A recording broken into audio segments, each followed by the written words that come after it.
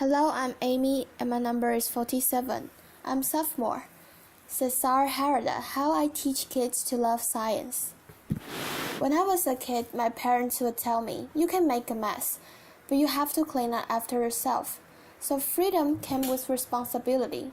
But my imagination would take me to all these wonderful places where everything was possible. So I grew up in a bubble of innocence, or a bubble of ignorance, I would say, because adults would lie to us to protect us from the ugly truth.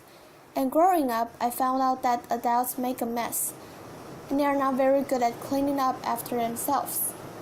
Fast forward, I'm an adult now, and I teach citizen science and invention at the Hong Kong Harbor School. And it doesn't take too long before my students walk on a beach and stumble upon piles of trash. So as good citizens, we clean up the beaches. And no, he is not drinking alcohol. And if he is, I did not give in to him. Laughter. So it's sad to say, but today more than 80% of the oceans have plastic in them. It's a horrifying fact. And in past decades, we've been taking those big ships out and those big nets, and we collect those plastic bits that we look at under a microscope, and we sort them, and then we put this data onto a map. But that takes forever, it's very expensive, and so it's quite risky to take those big boats out. So with my students, ages 6 to 15, we've been dreaming of inventing a better way. So we've transformed our tiny Hong Kong classroom into a workshop. And so we started building this small workbench with different heights, so even really short kids can participate. And let me tell you, kids with power tools are awesome and safe. Laughter. Not really. And so back to plastic. We collect this plastic and we grind it to the size we find in the ocean, which is very small because it breaks down. And so this is how we work. I let the imagination of my students run wild. And my job is to try to collect the best of each kid's idea and try to combine it into something that hopefully will work. And so we have agreed that instead of collecting plastic bits, we're going to collect only the data. So we're going to get the image of the plastic with a robot. So robots, kids get very excited. And the next thing we do what we call rapid prototyping. We're so rapid at prototyping that the lunch is still in the lunchbox when we're hacking it. Laughter. And we hack table lamps and webcams into plumbing fixture, and we assemble that into a floating robot that will be slowly moving through water and through the plastic that we have flare. And this is the image that we get in the robot. So we see the plastic pieces floating slowly through the sensor, and the computer on board will process this image and measure the size of each particle. So we have the rough estimate of how much plastic there is in the water. So we documented this invention step by step on a website for inventors called Instructables, in the hope that somebody would make it even better.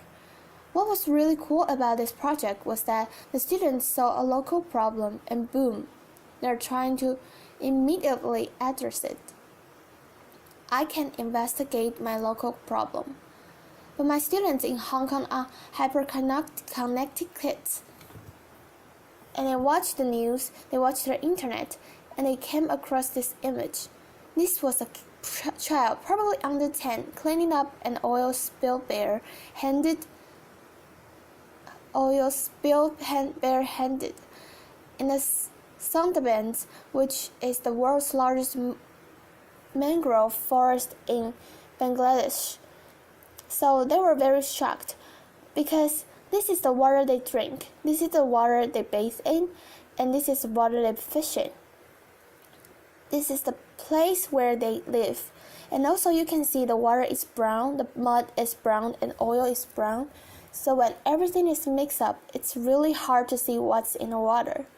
But there's a technology that's rather simple. It's called spectrometry. That allows you to see what's in the water. So we built a rough prototype of a spectrometer, and you can shine light through different substances that produce different spectrums, so that can help you identify what's in the water.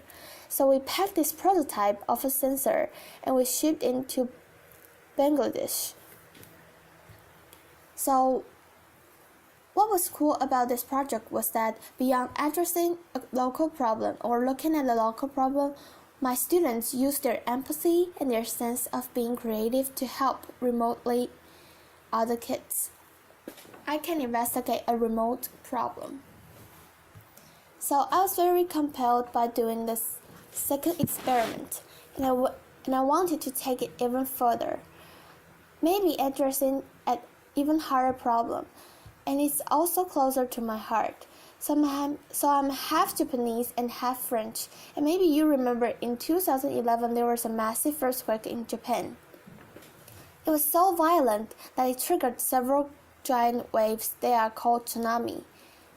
And those tsunami destroyed many cities on the eastern coast of Japan. More than 14,000 people died in an instant. Also, it damaged the nuclear power plant of Fukushima. The nuclear power plants just by the water. And today, I read the reports, and an average of 300 tons are leaking from the nuclear power plants into the Pacific Ocean. And today, the whole Pacific Ocean has traces the contamination of cesium-137. If you go outside on the west coast, you can measure Fukushima everywhere. But if you look at the map, it can look like most of the radioactivity has been washed away from the Japanese coast. And most of it is now. It looks like it's safe, it's blue. Well, reality is a bit more complicated than this. So I've been going to Fukushima every year since the accident, and I measure independently and with our other scientists on land in the river. And this time we wanted to take the kids, so of course we didn't take the kids. The parents wouldn't allow that to happen after.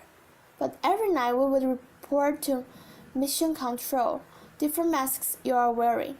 It could look like they didn't take the world seriously, but they really did, because they are going to have to live with radioactivity their whole life. So what we did with them is that we discussed the data we collected that day and talk about where we should be going next, strategy, itinerary, etc.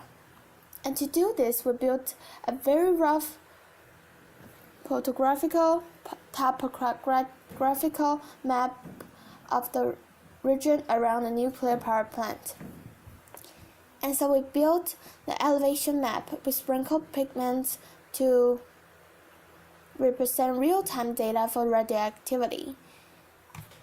And we spray water to simulate the rainfall. And with this, we could see that the radioactive dust was washing from the top of the mountain into the river system and leaking into the ocean. So it was a rough estimate. But with this in mind, we organized this expedition, which was the closest civilians have been to the nuclear power plant. We are sailing 1.5 kilometers away from the nuclear power plant, and with the help of the local fishermen, we are collecting sediments from the seabed with a custom sediment sampler we've invented and built. We packed the sediments into small bags. We then dispatched them to hundreds of small bags that we sent to different universities, and we produced a map of the seabed radioactivity, especially in estuaries where the fish will reproduce. And I will hope that we will have improved the safety of the local fishermen and of your favorite sushi. Laughter. You can see the progression here. We've gone from a local problem to a remote problem to the global problem. And it's been super exciting to work at these different scales, with also very simple open source technologies. But at the same time, it's been increasingly frustrating, because we have only started to measure the damage that we have done. We haven't even started to try to solve the problems. And so I wonder if we should just take a leap and try to invent better ways to do all these things. And so the classroom started to feel a little bit small. So we found an industrial site in Hong Kong, and we turned it into the largest mega space focused on social and environmental impact. It's in central Hong Kong, and it's a place we can work with wood, metal, chemistry, and a bit of biology, a bit of optics.